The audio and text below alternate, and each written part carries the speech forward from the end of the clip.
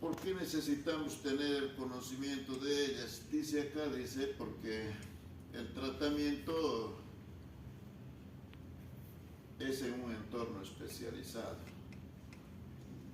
Como nosotros no les inducimos a la especialidad, pero este entorno del área de la especialización deben ustedes tener bien presente cuando en algún momento estén frente a este tipo de patologías. Es cierto que estas patologías no las van a diagnosticar en su rotación de campo o en su rotación de especialidades específicas. Seguramente esto van a encontrar en sus rotaciones de pediatría, de neonatología, en sus rotaciones de internado rotatorio en las áreas específicas.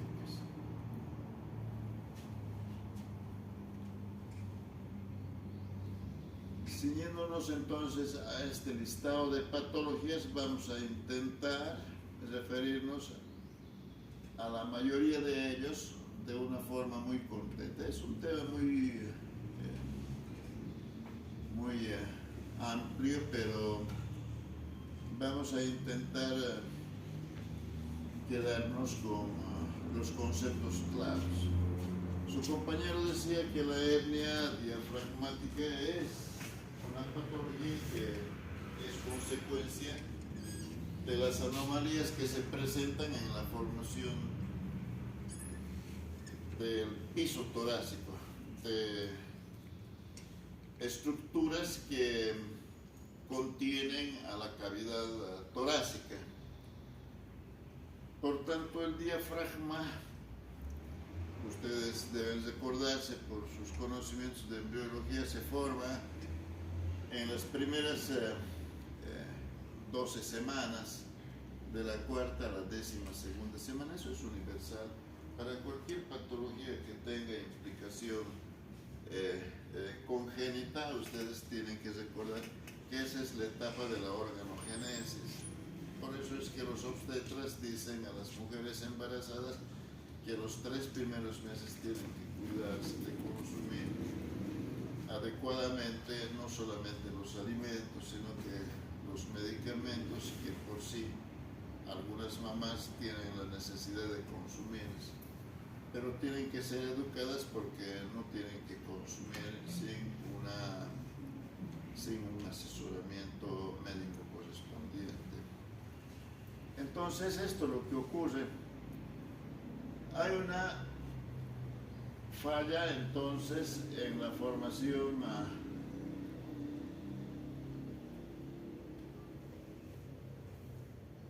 del diafragma, y como consecuencia, al estar el diafragma incompleto en su formación, ocurre que el contenido de la cavidad abdominal, no les estoy indicando nada con el cursor, a ver.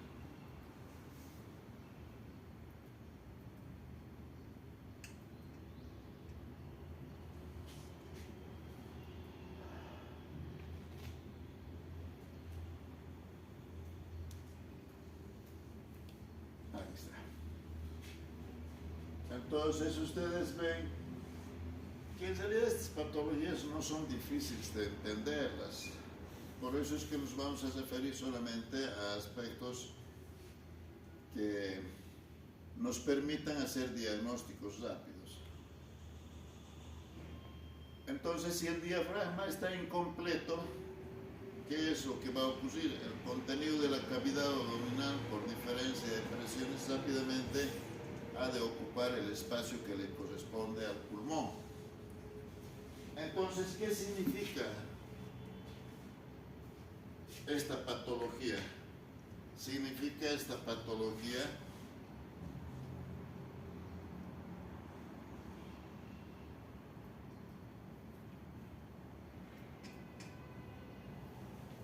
que una de las consecuencias es la hipoplasia pulmonar. Y es obvio de pensar, si no tienes espacio donde poder desarrollar el pulmón, pues el pulmón es reducido porque la ocupación es amplia por el contenido intraabdominal. Entonces el pulmón sufre y se hace no desarrolla. Y al momento del nacimiento es obvio que esta es una urgencia quirúrgica, porque si no se resuelve prontamente desde el punto de vista quirúrgico esta patología, pues la sobrevida es muy escasa. Hasta hace unas décadas atrás, pocas décadas atrás, la mortalidad era muy alta. Hoy en día podemos decir que ha mejorado mucho el pronóstico, porque la tecnología ha avanzado y la tecnología en el desarrollo de la medicina es importante. Hoy en día las salas de recuperación neonatal están muy avanzadas. Las técnicas quirúrgicas han avanzado gracias a la creación de aparatos que nos permiten resolver problemas que antes no podíamos resolverlos solo con las manos, y ha mejorado mucho, pero esta patología tiene que ser tomada en cuenta, porque en el momento del nacimiento debemos de saber hacer el diagnóstico prontamente. Es un defecto estructural, entonces, hablando de la teoría, que está provocado por la falta de fusión de componentes básicos del diafragma, el septum transverso, los pliegues pleuroperitoneales, el meidosófago dorsal y la musculatura de la pared costal. Dicho así, es muy difícil a veces hasta de recordar qué es lo que pasa, pero en definidas cuentas la hernia diafragmática nada más es consecuencia de un fallo en el desarrollo del diafragma, y dicho fallo permite el ingreso de contenido intraabdominal, generalmente víscera hueca, pero no está también descartada la presencia de víscera maciza, que perjudica el desarrollo del pulmón, y la hipoplasia pulmonar es la causante de todo el desastre que significa esta patología, que si no se resuelve pronta y adecuadamente, pues el éxito letal está cercano. Hablando un poco de la teoría, cuánto de frecuente, es muy poco frecuente, pero esto muy poco frecuente, que parece así frente a las patologías prevalentes en el área quirúrgica, en el área neonatal, es importantísimo, porque tener 10 de estos casos en un año en un centro hospitalario de tercer nivel es de preocupación, porque esos 10 casos tienen que ser resueltos y no podemos esperar que de los 10 fallezcan 5, ¿verdad? Bien.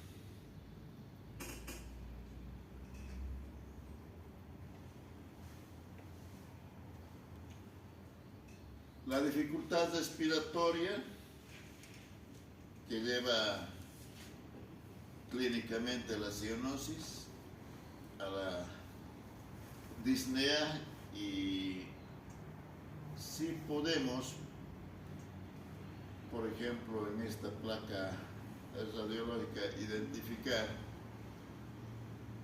que la imagen cardíaca está rechazada a derecha, completamente a derecha, si ustedes se fijan, a lo que llamamos dextrocardia, y encontramos esa tríada, es obvio que tenemos que pensar en hernia diafragmática. ¿Cómo diagnosticamos? Con los adelantos que la tecnología nos oferta. Hace unas décadas solamente teníamos a mano la radiografía convencional, y con la radiografía convencional se podía hacer el diagnóstico, pero a ver, imagínate, nace en este momento el niño y tienes que llevar a la sala de radiología. ¿Y dónde está la sala de radiología? Si estás en un hospital de varios pisos, pues algunos pisos arriba o algunos pisos abajo. Y si estás en un área más horizontal, unos 200 o 300 metros del lugar a donde nace el niño. Entonces, ¿qué tendría que ver en una clase académica esta consideración de detalles tan obvios? Tiene que ver porque esa es la realidad. Y hoy en día en muchos lugares todavía esta es la realidad. A a pesar de que estamos en el siglo XXI, todavía esta es la realidad, porque la tecnología no está al alcance de todos los centros, ni de todos los países. Hoy día la ecografía y la tomografía computarizadas rápidamente y las resonancias magnéticas rápidamente te pueden permitir el diagnóstico adecuado. Si bien el diagnóstico clínico no es difícil, pero el diagnóstico apoyado en la tecnología es muy facilitado.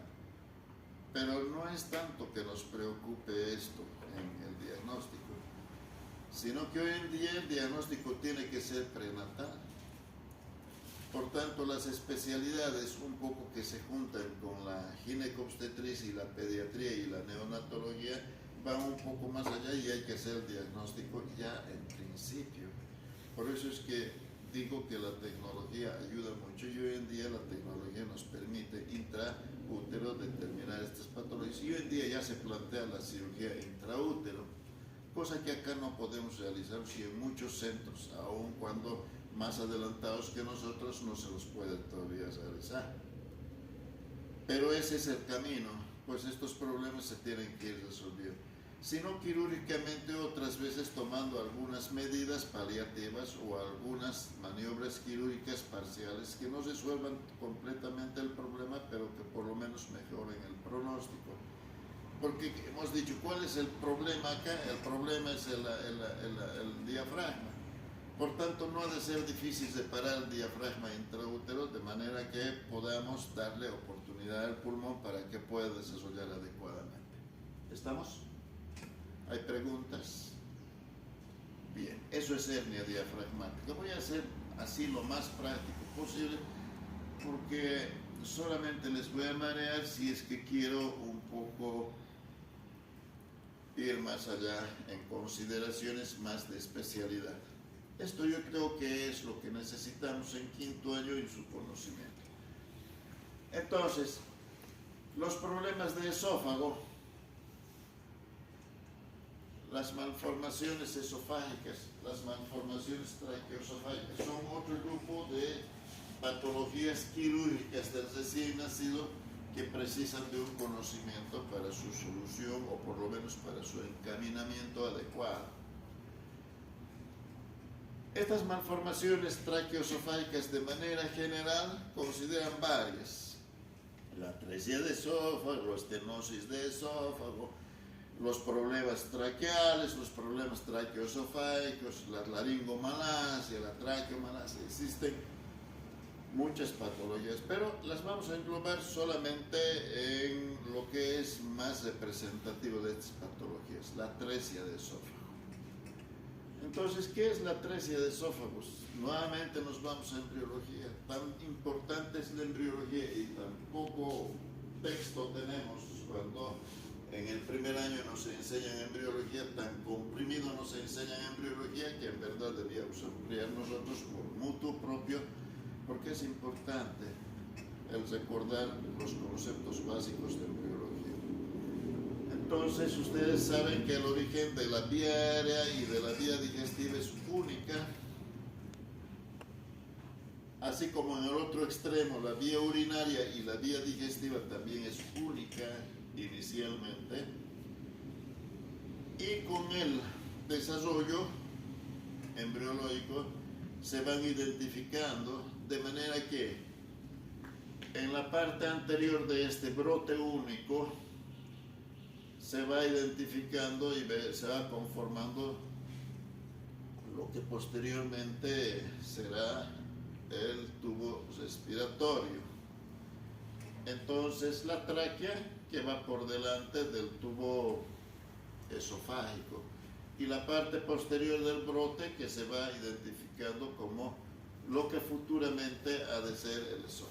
Por tanto, se entiende por qué hay estas anomalías conjuntas de la tráquea y del esófago, ya sea porque no se ha concluido su separación total y que parcialmente da comunicación a través de una fístula, o separados completamente, alguno de ellos no continúe con el desarrollo correspondiente. nos vamos a dedicar más entonces a los problemas que repercuten cuando existen alteraciones a nivel del brote anterior, vale decir la tráquea. Y damos algunas definiciones básicas. Este tema entra en el primer examen, por tanto, lo que generalmente se les pregunta son nociones básicas y nociones de razonamiento. De todo lo que estoy exponiendo es entendible, por tanto, las preguntas también van a ser entendibles, pero dentro de ese marco. Tampoco quiero superficializar el conocimiento y decir que la hernia diafragmática nada más es la hipoplasia del pulmón, consecuencia de la ocupación de la caja torácica por el contenido intraabdominal. Es muy sencillo tener esa idea, pero esa idea es muy básica, tenemos que profundizar y ustedes tienen un poco que profundizar sus conocimientos, porque lo que se da acá a conocer es la referencia. Estas sesiones teóricas son referenciales y en base a esa referencia ustedes tienen que ir a profundizar de alguna manera para complementar el entendimiento de estas patologías. Entonces, definiciones básicas. Atresia de esófago. Atresia significa bloqueo total, ¿cierto? Entonces, el esófago termina en un extremo ciego. Eso es atresia de esófago. Y fístula traqueoesofágica es la comunicación que existe entre la tráquea y el esófago, entre la parte respiratoria y la parte digestiva. Entonces, fístula traqueoesofágica y atresia de esófago van casi siempre juntas, porque la más de las veces cuando hay atresia de esófago hay también una comunicación de esófago con la tráquea. Vamos a ver enseguida a qué nos referimos con un sinóptico muy claro. Y traqueomalacia. ¿Qué es traqueomalacia? Debilidad y flacidez de la pared de la tráquea. ¿Y qué es laringomalacia? Más o menos igual, pero referido a la laringe. La traqueomalacia y la laringomalacia, ¿la vamos a tratar? No, porque eso es muy raro, es muy de especialidad, pero tienen que tomar en cuenta que en las patologías traqueoesofágicas tenemos que referirnos a la atresia de esófago, a la fístula traqueoesofágica, a la laringomalacia y a la traqueomalacia. ¿Qué es la atresia de esófago, académicamente hablando? Es una malformación congénita donde existe una alteración en la continuidad del lumen esofágico y puede o no haber comunicación con la vía aérea.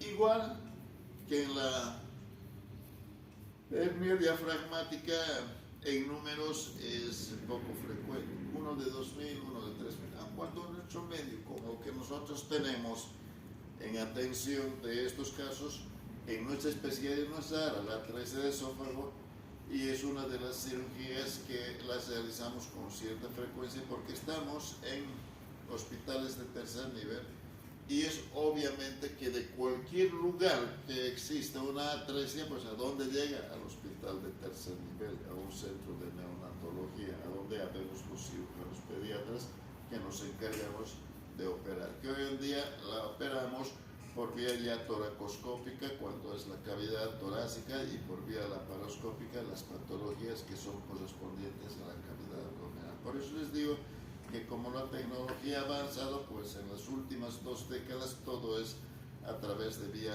endoscópica, las cirugías, o la mayoría de las cirugías. Hay todavía cirugías que las operamos a cielo abierto, pero son cada vez menores. Y eso es gracias a la tecnología, porque ahora nuestras manos ya son un poco secundarias, se especializan en el manejo del aparato, ya no se especializan en la manipulación en vivo y en directo de los órganos y de los tejidos.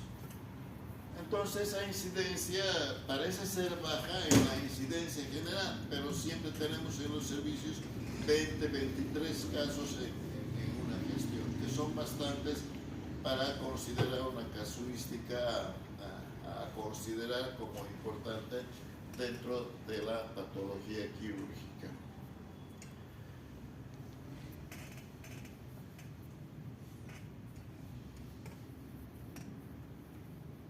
Hay una clasificación anatómica y quiero que la tomen bien en cuenta porque es muy fácil de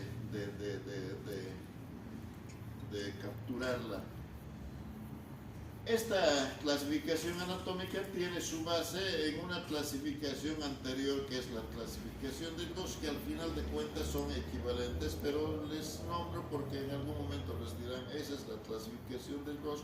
Alguien que quiere ser muy fino en su exposición y les dirán esta es la clasificación anatómica. De cualquier manera, ambas tienen similitud y lo importante es lo siguiente.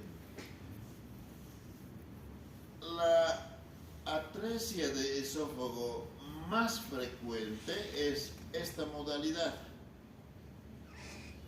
donde el esófago proximal es ciego. ¿Se fijan, no? El esófago proximal es ciego, pero el esófago distal se comunica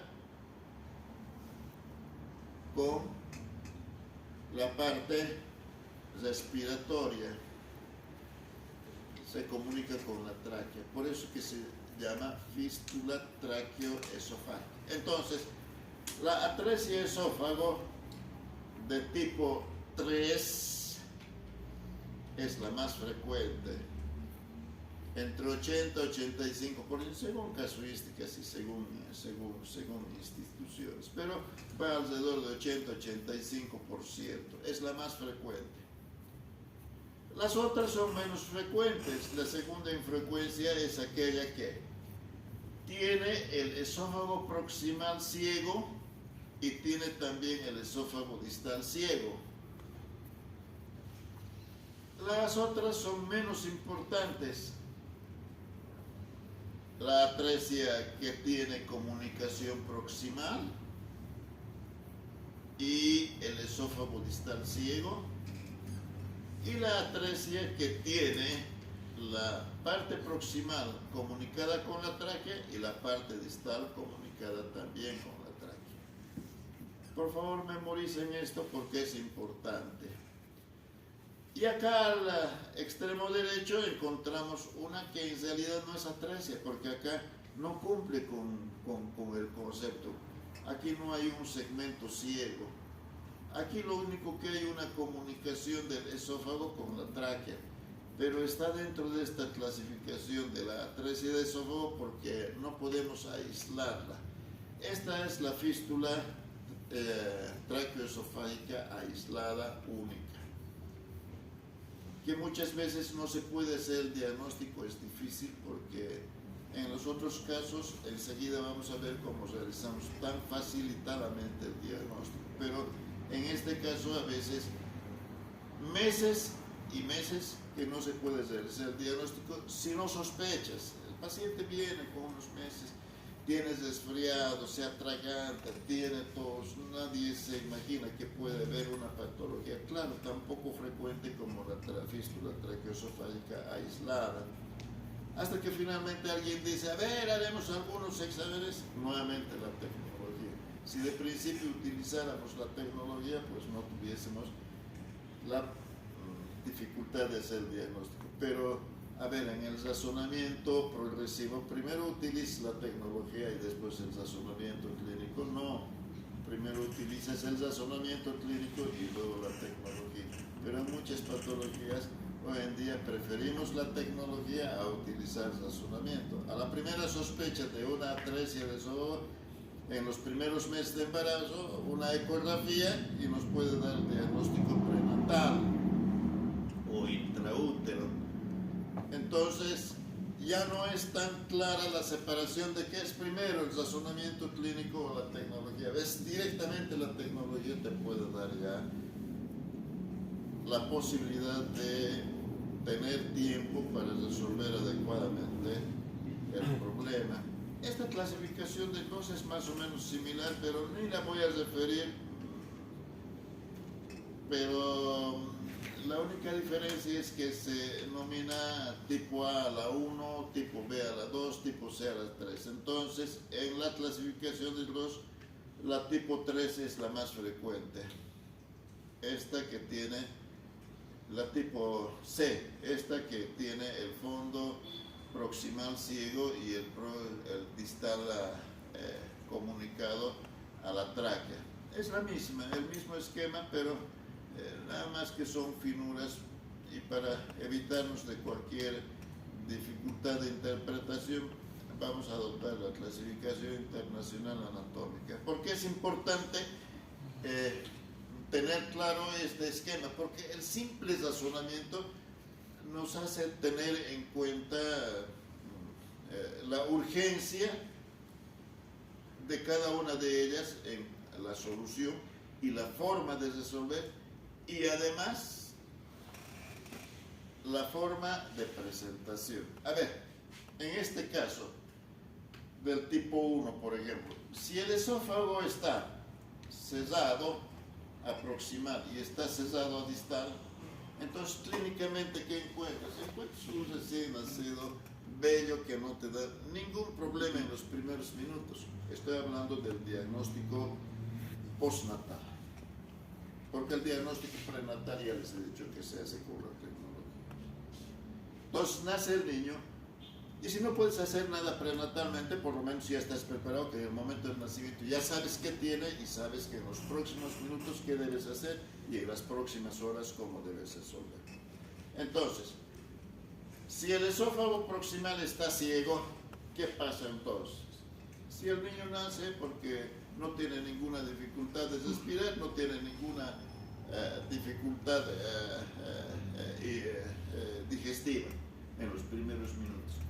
Pero ese niño comienza con su proceso fisiológico, comienza a producir saliva. ¿Dónde se acumula la saliva? ¿Dónde deglute? En este fondo ciego proximal, ¿cierto? Entonces, ¿qué se imaginan que va a ocurrir? Se va a llenar eso y ha de eliminar, ya sea mediante vómito, mediante salivación.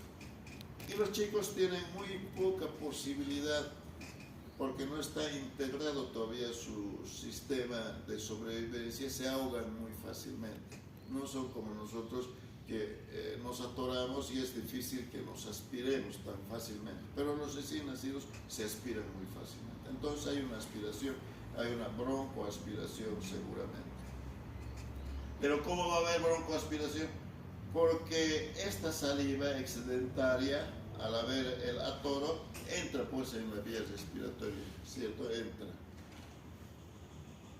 Y una vez que entra en el árbol respiratorio, pues hay una broncoaspiración. Y una broncoaspiración no es simple. Ahora, si la broncoaspiración es solamente por secreciones salivales, generalmente estériles o por lo menos no contaminantes en principio, pero ni por eso es menos grave, porque vamos a necesitar de minutos, de horas para resolver esos problemas. Y obviamente, como al respirar, ¿cierto? O como al deglutir, diré, no estamos deglutiendo aire, entonces no pasa el aire al sistema distal, no pasa al estómago. Entonces, si tomas una radiografía en estos pacientes, ¿qué vas a encontrar? Vas a encontrar una hiperclaridad. No tengo que aclararles, pero creo que todos han pasado radiología. Hiperclaridad, ¿a qué llamamos? Hiperclaridad llamamos a aquello que es oscuro. Claro, ¿cierto? Claro, porque el aire sale oscuro.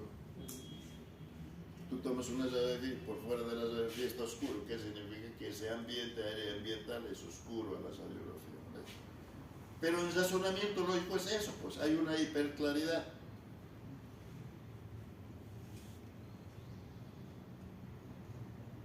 A ver, me estoy equivocando.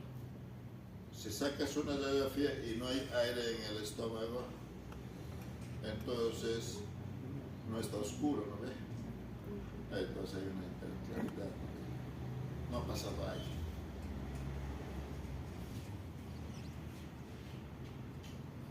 En este caso, en donde el saco proximal tiene comunicación con la tráquea, ¿qué es lo que ocurre? Ocurre que toda la salivación entra directamente al árbol respiratorio, o sea, ese chico está broncoaspirando desde el primer instante de su nacimiento. Entonces el problema ya está hecho. Entonces nos vamos a demorar a hacer diagnóstico. Claro, ¿y cómo puedo adivinar qué tiene? No vas a adivinar, para eso existen los controles prenatales. Y si existen los controles prenatales, pues en la ecografía que realizas a la mamá en el primer trimestre, segundo trimestre, tercer trimestre, que es obligatorio, pues ya puedes encontrar el diagnóstico o sospechar del diagnóstico.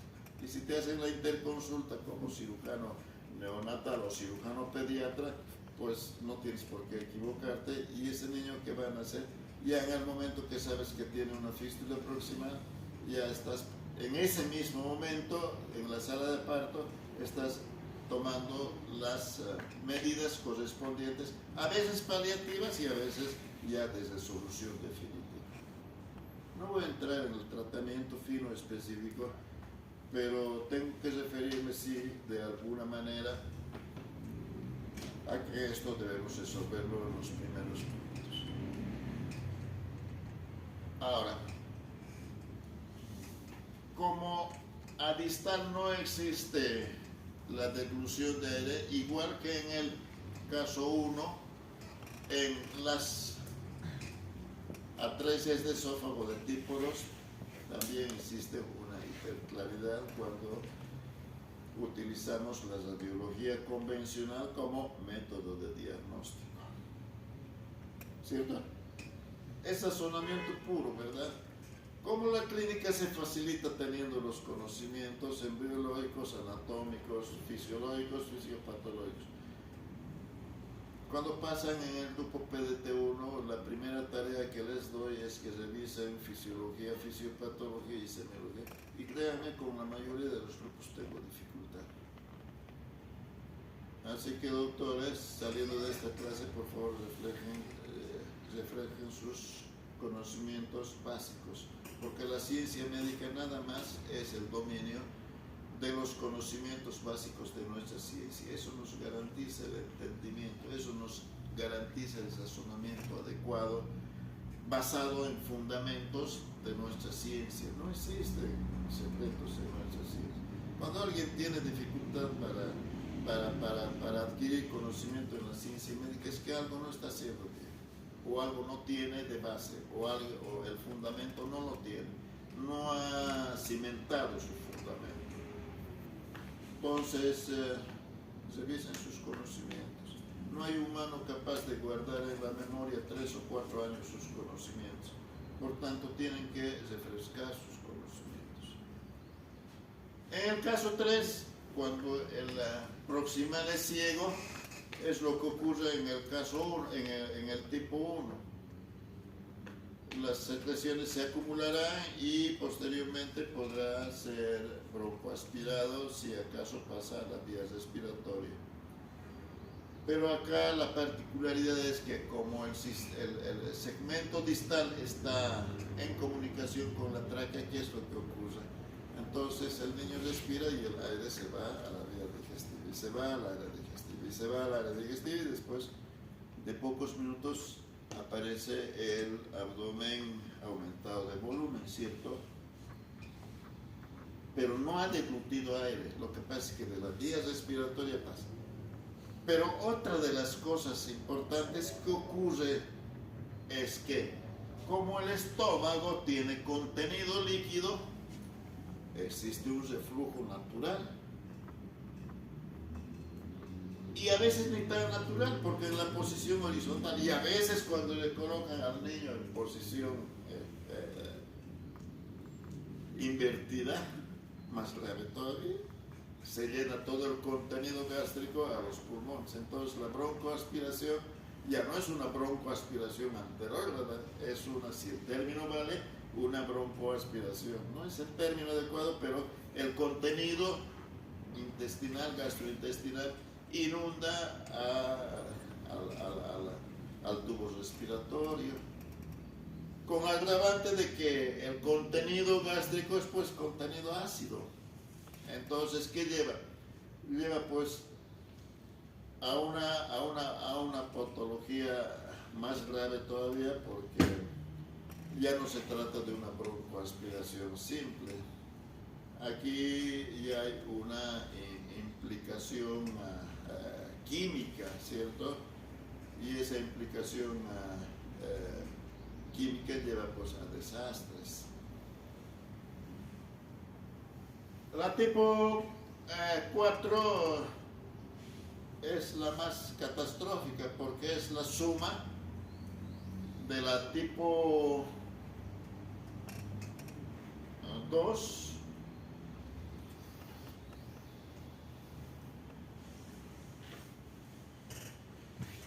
¿cierto? Porque tiene conexión del fondo superior, y la de tipo 3 que tiene conexión a distal. Entonces, por cualquier lado que se vea, este es un paciente que más rápidamente va a ser afectado. Me estoy deteniendo un poco porque esta es una de las patologías más representativas de las urgencias neonatales. Y finalmente, la tipo 5, que en verdad no es una atresia, pero está dentro de esta clasificación porque tiene una fístula aislada. Se entenderá que puede no haber broncoaspiración si la fístula es angosta o si la fístula se contrae. Ya es difícil que vaya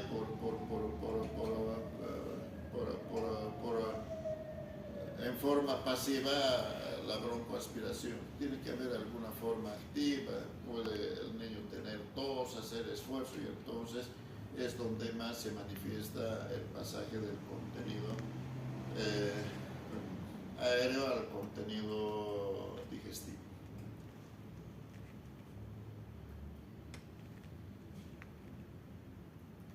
Esto es, señores, la ecografía prenatal. Esto es lo que hacen los ginecólogos. Y hoy en día tenemos que coordinar pues, las especialidades, porque los ginecólogos, los ginecobstetras tampoco ya son ginecobstetras puros. Hay algunos ahora que se dedican a la perinatología, entonces ya son más cercanos con la neonatología, y el neonatólogo también hace perinatología, entonces se pierden un poco los límites de las especialidades. Y hoy en día ya no hay que ocuparse de quién debe y quién no debe ocuparse. Yo creo que hay especialidades comunes y tienen que haber especialidades multidisciplinares, ¿cierto? Ya no hay que pelearse que si será el cirujano el que funciona o será el clínico. Pues el clínico que se ha hecho gastroenterólogo hoy en día funciona mejor que el cirujano, porque en su especialidad ha aprendido eso, por decir. Entonces, ya la pregunta del millón, las especialidades tienen sus límites, claro, tienen sus límites generales, pero especificidades de algunas ya son comunes a grupos de patologías que participan varias especialidades. Entonces, la ecografía es la forma del diagnóstico prenatal, ¿cierto? ¿Y cuáles son los datos que tenemos en la interpretación de ecografía? El polidramnios. El polidramnios es algo muy simple de diagnosticar con la ecografía, porque la ecografía ya te informa. Pero yo lo que les aconsejo es, desde que sean médicos especialistas, cualquiera sea la especialidad, dominen, ¿cierto?, ciertos campos, ¿cierto?, de apoyo.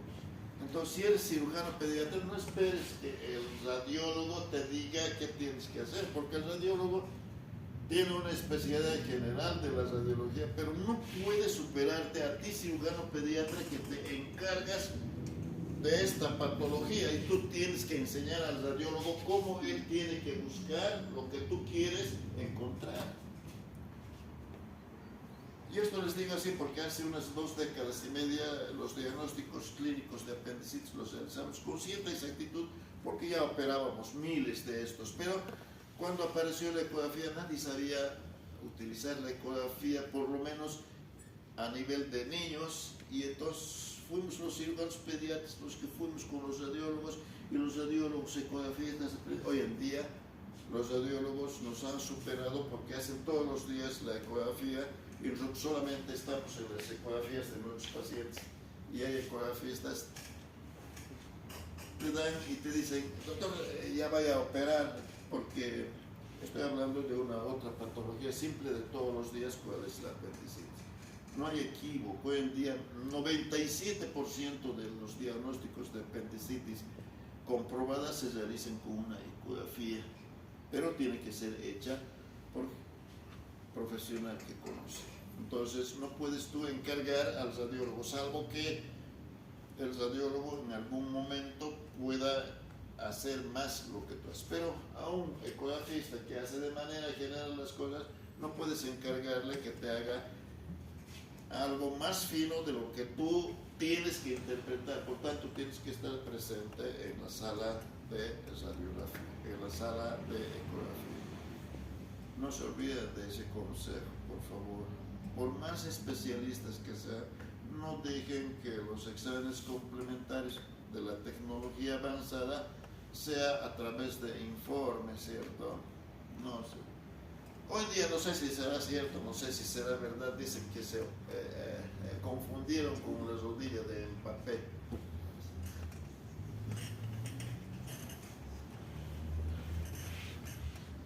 ¿No ve? ¿Será posible? ¿No será posible? ¿Será cuento? ¿No será cuento? Hay dentro de eso mucho cuento, pero algo tiene que ver, ¿no? Porque... Entonces, con una 13 de esófago, ¿cómo haces el diagnóstico? No sé el diagnóstico, porque puede ocurrir que esa paciente no haya hecho control prenatal. Viene, no sé, de Ucuchi, de Champarancho, de 114, o no sé si ustedes viven aquí, ¿no? De Cipesi, pero en cualquier lugar. Yo conozco la geografía de nuestro país. Y viene y nunca ha hecho control prenatal y nace. Y chocho de la vida, ¿verdad? Si desde comienza